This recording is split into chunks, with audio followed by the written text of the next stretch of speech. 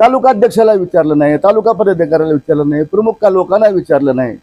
माझा कार्यकर्ता आहे, माझ्या बंगल्यातला आहे, माझे पाय चढतो, माझे जोडे उचलतो, म्हणून त्याला इकडे पाठवा पदावर, त्याला तिकडे पदावर पाठवा, अशा पद्धतीचं काम भारतीय जनता पक्षामध्ये चालू आहे।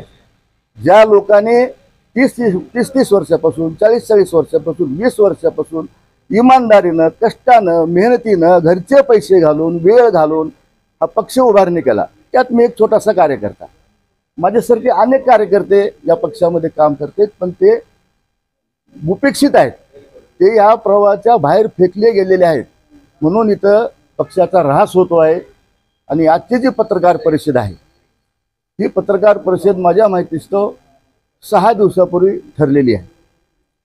तर या पत्रकार परिषदेचं प्रेस नोट काढली गेली आणि त्यामध्ये काही नावं टाकली गेली, कुणाचे नावं टाकले आणि कुणाचे नाव नाही